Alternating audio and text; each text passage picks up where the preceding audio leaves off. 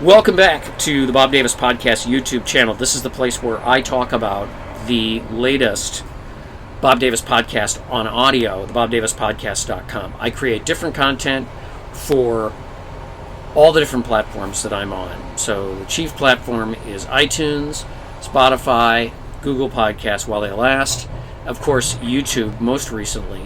And when I do a podcast, I come on and I talk about the podcast on YouTube. And it's YouTube old school. It's just me. I'm not going to move the camera around, do too much editing. Right now I'm enjoying the endless summer tour of, let's see, I started out in Quartzsite, Arizona, came across all the way down through West Texas, into Louisiana, and then down along the Redneck Riviera. So Biloxi and Mobile Bay and Mexico Beach, Florida, all the way over to Florida along the Panhandle, and then down south of Tallahassee into the Clearwater area to Sarasota, where my niece got married. So we had a wonderful experience. After that, a bunch of us went to Marco Island, and I stayed in Marco Island for a few days. And then headed east across the bottom part of Florida, coming out around Vero Beach on the Atlantic coast. And so I've been working my way up A1A. A1A is right out there. The beach is that way. I'll explain why I'm not on the beach in a second, and I'll explain what you're hearing in the background in a second. So I do these podcasts, and then I come on YouTube and I explain the podcast when I did. I just finished a podcast called Summer Sounds. Every year around February, March, because I am from Chicago and from the north, Minnesota, Wisconsin, North Dakota, South Dakota, Illinois, Indiana, Michigan, the UP, all those places, all the way over to Massachusetts and New Hampshire and what's the other state up there? Vermont, upstate New York. It's still winter. I don't care if it's March. I know the sun is more intense, and I know if you spend any time up there, you're squeezing as much hope for spring as you can out of the weather. Just snowed a couple days, for 3-4 days last week in upstate New York and Wisconsin and Minnesota. And I'll tell you that usually, even if you've had a warm winter, March and April don't care whether you've had a warm winter, and you will get dumped on. We used to have a slogan that said, we'll eventually pay for our warmth. When you have a warm winter up there, the plus is that the permafrost never really fully freezes, and so once it does warm up, you can go down to the lake and everything, and it's not all mushy and wet and cold still. But Memorial Day is still cold in that part of the country. So because I spend so much time up there, and because I know what it feels like, I produce these Summer Sounds podcasts right about now. Sometimes I do them in February, and sometimes I do them in March, because people can listen to the sounds of summer with headphones on, and they can enjoy it. I used to do these Summer Sound podcasts, all full stereo recorded audio all over the country, and I would sort of simulate the whole summer. So you could put headphones on and you hear the fireworks and you hear the kids playing in the pool and power boats and all that. And I don't do that anymore. What I do now is I produce really an ambient flow, almost like ASMR, and you just listen to it, and there's no jarring sounds, there's no fireworks, there's no things that are going to pull you out of what you're doing, and it is fantastic. So I put that podcast up. That is at thebobdavispodcast.com or iTunes podcast 1130. I don't know. I think it's 1131. Maybe it's 1132. Whatever. But anyway, that podcast is posted on the website at thebobdavispodcast.com. I highly recommend, if you're in the northern tier, listen to it. If you've been out in the desert and you have not heard bugs like summer bugs, it's also great. So I just want everybody to know that. And as I was thinking about doing a video, because I try to create separate content on YouTube and then let you guys know, and also provide a link to the podcast so you can follow the link and do the thing. I started thinking about the benefits of nomad travel and nomad life. So this is my 4th year of travel. I have had, as I said, a really wonderful trip from Quartzsite all the way over to Florida, and it's continued to be just fantastic. And it's, of course, summer. You look behind me, you see that it's about 82, 83 degrees out there. Beautiful clouds. I've been on the beach 4 or 5 different times. And what I'm doing now is I'm cruising down A1A, or rather up A1A, headed north. I'm going to do all of the outer islands in Georgia and South Carolina, and then start to slip over to North Carolina, and then eventually go through Virginia, West Virginia, up through the Midwest. I'm waiting for the weather because I want to experience that endless summer. Choosing to be a nomad is a big decision. I can't tell you how many emails I get from people that say, how do you do it? And tell me how it is and everything else. It isn't. There's no way to really research it. You just have to do it and decide if it's right for you. One of the great things about doing nomad life is that you can chase the endless summer, and that's what I'm doing. And that's what I'm going to name this video, because it's kind of like the Summer Sounds name for the podcast, but this really isn't Summer Sounds. I'll do a short and take the thing down on the beach, but here's the reality. The Atlantic is far more active than the Gulf, and I couldn't record the Gulf Coast beaches because it was just too loud. I mean, these mics are so sensitive. Even if you put a windscreen on them, well, there is a windscreen on them, but even if you put a hat over the windscreen and another hat, you can't get the feeling of the beach in terms of sound, because it's just too windy. But you can hear the wind, in those plants back there. What are those? Well, there's some ferns and some mango trees and some Floridian type plants out there. But the breeze is wonderful, and the value of being able to chase endless summer is really great. And I love that. And as I was saying, the idea of chasing summer and being able to do it at your leisure is impossible if you're on a schedule. So spring break is here. There's so many people in Florida, you wouldn't believe it. And if you only have a week here, it's really hard to pick something that you can do. Whereas if you just are here and you're going to drive through and you're a nomad, well, you can stay I'll tell you about that in a second. You can stay on the beaches during the day. You can go to the beach. You can go here. You can go there. I have been all over the state. One of the things I wanted to share is that when I was a kid, we used to come down here. Probably driving right by A1A, where I am right now, when I was a kid, in my dad's 63 Chevy station wagon. And then later we had a 68 Buick Electric convertible. We used to come down here. And at that time, Florida was still relatively undeveloped. Yeah, there's a lot of development in Miami Beach and Miami. We used to go see my grandpa, who lived in a condo from about I think he got a condo down there in about 63, 64. Hard to tell. And that was in Jupiter Tequesta. He called it West Palm Beach, but it really wasn't West Palm Beach. We would go down, and at the time, we would stay at this place called the Ocean Terrace. Well, it was Ocean Terrace Motel. What it was a bunch of these little clusters of buildings which were made out of cinder block and then stuccoed, and they were painted dark gray, and they had linoleum floors. They had little kitchenettes and 2 bedrooms and a living room with real cheap furniture. And they cost about $200 a week, which was a lot of money, but nothing like what it costs now to come down here. And, my mom could make breakfast and lunch, and then we would go out. My grandpa would take us out for dinner. he would take us to this restaurant, which was really like a diner, and it was in Jupiter. And they had you sat by a screen door, and he would open and close the screen door every now and then to spit or do whatever my grandpa was doing.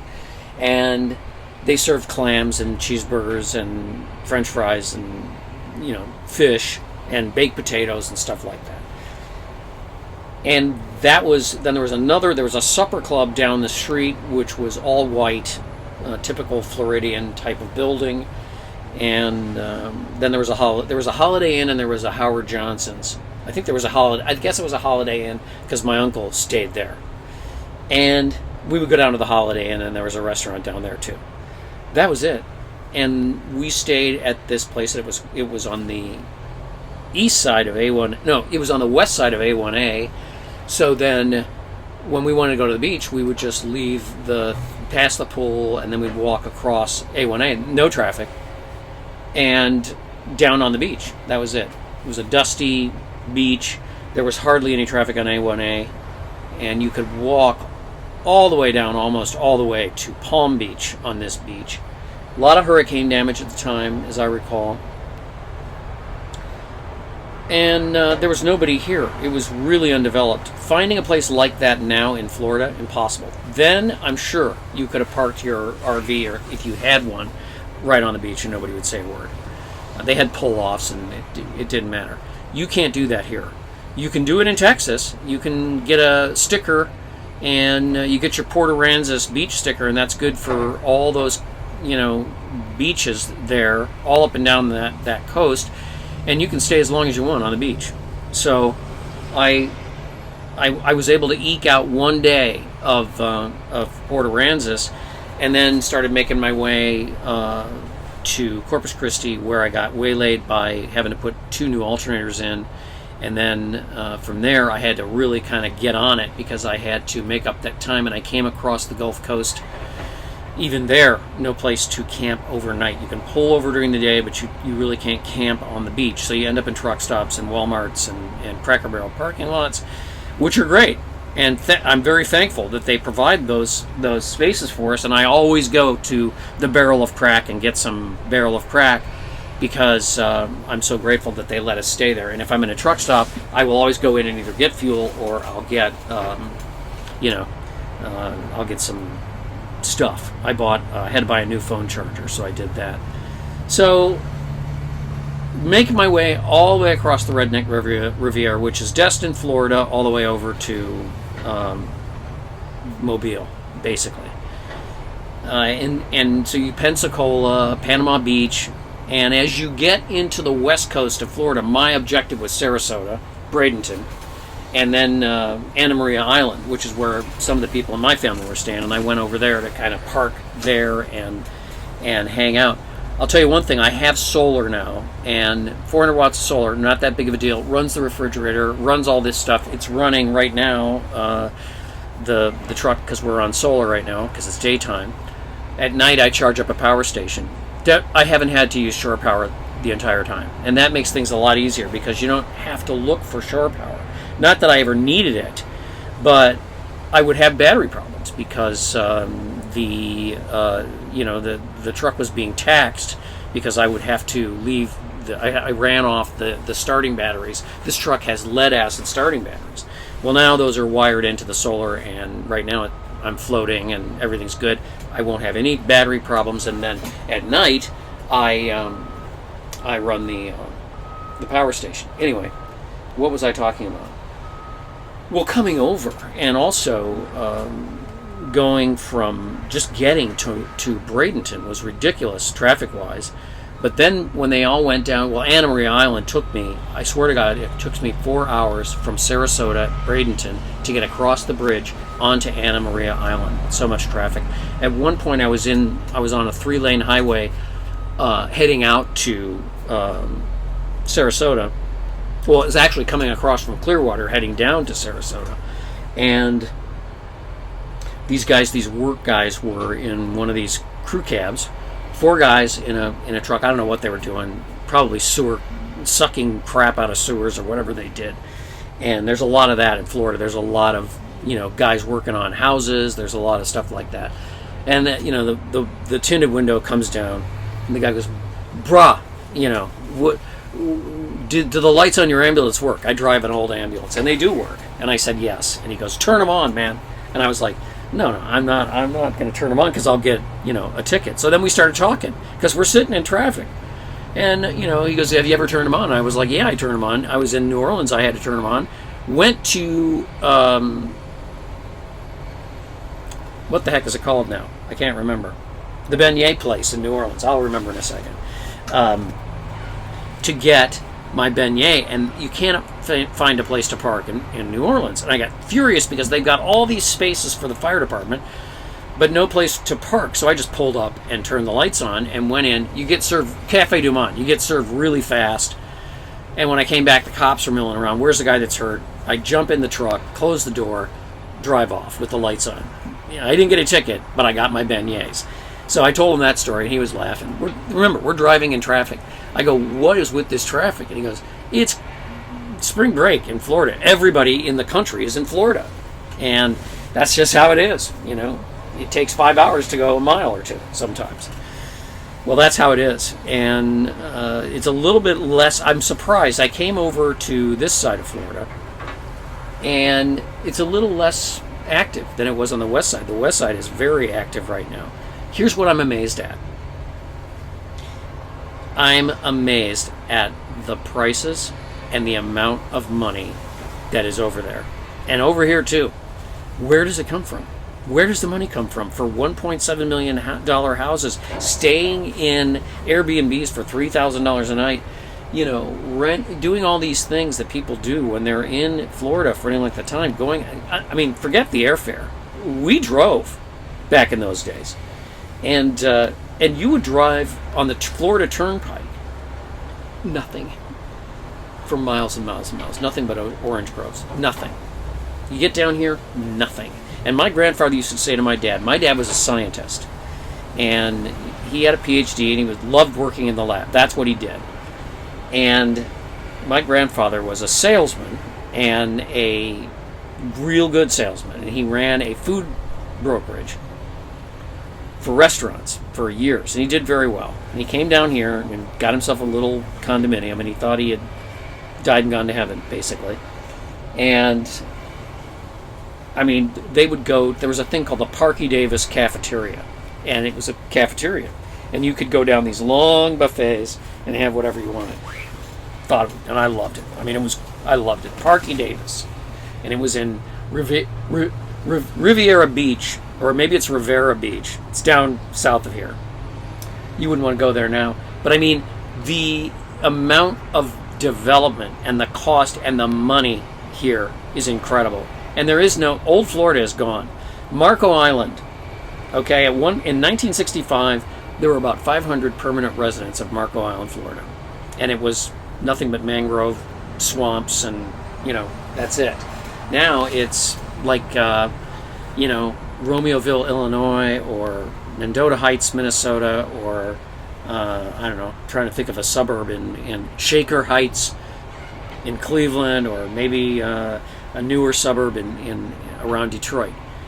And these houses are, not that special. They're the houses that you would have paid $250,000 to $300,000 for in Maple Grove, Minnesota, 5-10 years ago. Here, they are now worth $1.7 million.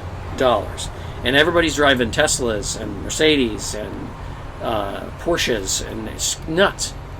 So it's weird to be driving a 24-year-old ambulance through these very rich areas and seeing the money. But I don't begrudge it, because you're down here for a week, you spend all this money, you have this experience, and then you go back up to Chicago, or you go back up to Detroit, or you go back up to, upstate New York, or someplace like that, and, you have to be you're in a regular life. We, if we want to, and there's a lot of van life people here. You go to the Cracker Barrel parking lot to camp, and you're going to see a lot of vans. So we can pursue the endless summer, and that's what I'm doing. I don't think I've been cold for, I may have said this already, I don't know. I don't think I've been in a really cold place for 2 years. Yeah, the desert in Arizona gets cold in the winter. It gets down to 38 at night. But during the day, it's like a great, beautiful late fall day up in Minnesota or up in Illinois. It's just amazing. And now that I've, sort of figured out how to navigate and do all the things, it's just pure bliss chasing the endless summer, right? And that's why I love summer so much that's why I put that podcast up, so people can have a little piece of that. And I did get some Florida in there too. The other thing that blows my mind is people say, well, how do you avoid cities? And I'm like, I use maps. I have maps. I'm going to get a map. I'm going to go get this. Hang on, I'll be right back, because I want people to see it. Just grabbing it out of the front.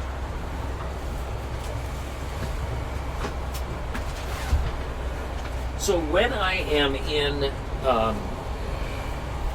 out west, I use the benchmark maps. You can get them online on Amazon, and they're very detailed. And I look like Trump. They're very detailed. And they are very useful when you're navigating around Arizona or Utah or Colorado or places like that, especially if you're looking for campgrounds. Once you get out of the West, I know there's a benchmark map for the Southeast. I'm going to have to get that. I know there's a benchmark map for the Midwest, Upper Midwest. I'm going to have to get that. This is what I use. You can see, this is Florida, right? You can, and Arizona's also, I don't even think Arizona's here. Oh yeah, here's Arizona. So this is, what I use to navigate. And I use Google when I'm in big cities just to make sure I don't get off the beaten path, or I will use Google to make sure, or map it to make sure that I'm on the route that I'm supposed to be on. But this is what I use for maps, and I've talked about this. Did a couple podcasts about stuff. You can see that I think this is a 2004. One way that you know is that there's a place called Patrick Space Force Base, Patrick SFB. It used to be Patrick Air Force Base. So on this map, it's Patrick Air Force Base, but on the signs, it's Patrick SFB. So there's new roads and new places to go that weren't here in whatever year this was. What year is this? This is the National Geographic Road Atlas. It's not Rand McNally. Adventure Edition. I'm trying to figure out what year it is. It doesn't say. I think it used to say. I don't think it says anymore.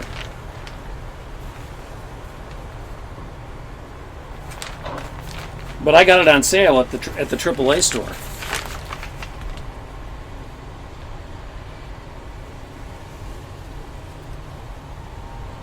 I have no idea.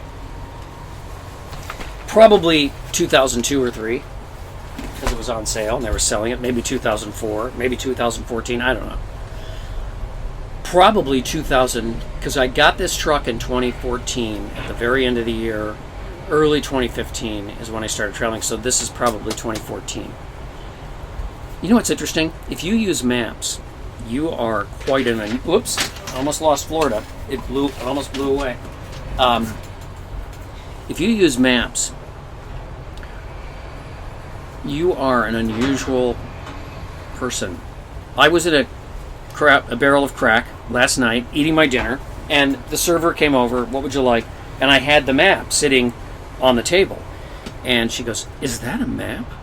And I'm like, yeah, that's a map. I use maps. Really? What's it like? And I'm like, it's great, because you can navigate very precisely. And me, I'm giving them an explanation. She doesn't want to hear an explanation. She just thought it was amazing that I use, and they work. Then I was in a store and somebody was like, is that a map in your hand? Yeah. So are you looking for a map? They had one map. They had the Rand McNally 100 year, and I opened it up and looked at it. It was too small. Can't use it. And And they were like, "You're a Renaissance man if you use a map." So yeah, it's pretty crazy. And then actually, that's last night after the server mentioned that I had maps, and she thought it was so unusual. The people that were sitting in front of me got up and walked by my table. She looks at my table. "Is that a map?"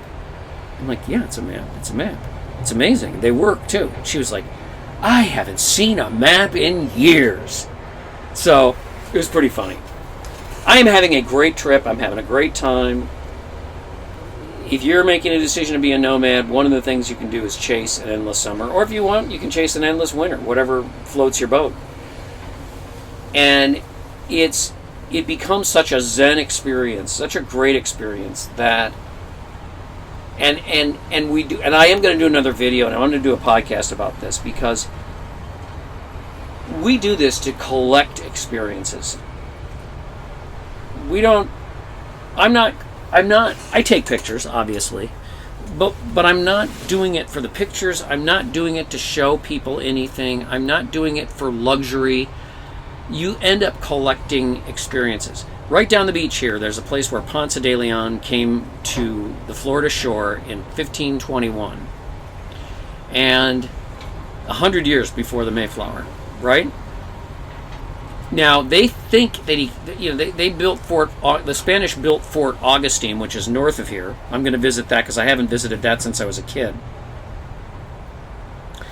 And they say he went there to search for the Fountain of Youth, which is not true. That's been debunked. But he came ashore right around Melbourne Beach. That's where he came ashore. It's the collection of experiences about history. Whether you're touring Civil War battlefields, or looking for Indian artifacts, or learning about Native Americans, or visiting Judge Roy Bean's house in New Mexico, or the cabin where Billy the Kid grew up from a certain age. He actually was raised in New York City originally, but he moved to Lincoln, Nebraska when he was probably 8 or 9, something like that. That's also the house where his mother died, and it started him down this path that ultimately ended with him giving up and paying with his life. So you learn and you see and you tour and you see a country that doesn't exist in the media, doesn't exist on YouTube, doesn't exist on television, doesn't exist in the news. You see people actually getting along. You see people working together. You see people doing, and you also see these places that are legend. And it's a great experience. And you get to chase an endless summer. So check out the podcast, bobdavispodcast.com, iTunes, Spotify. As I said, Google Podcasts while they last. They're supposed to take them down and switch them over to the YouTube platform at some point. As well as right off the page at the bobdavispodcast.com. I have streaming, and then I also have individual podcast players that you can listen to the podcast. Put headphones on, turn them up, especially if you live up north. Put your head on a pillow and just drift away with the sounds of summer all around you. As I said in one of my social media posts, imagine that you're in a weather-beaten cottage on the beach during the summer, or a 1920s cabin on a bluff overlooking a golden lake in Wisconsin. And you hear the wind in the screens, you hear the bugs, you hear the boats, you hear the kids screaming, and you're literally surrounded by summer. So do it, listen to it, check it out. I'll put a link in the description box below. And thanks for watching. Thank you for subscribing. Whatever that bell thing is, and liking, and also it's a subscription, so you know. I'm supposed to say so you know when a new episode has been released. Whatever, you know what to do. Thank you, and thank you for watching. Thanks for the donations to the Bob Davis Podcast at thebobdavispodcast.com, and thanks for the comments as well. Bye-bye. Here comes my finger.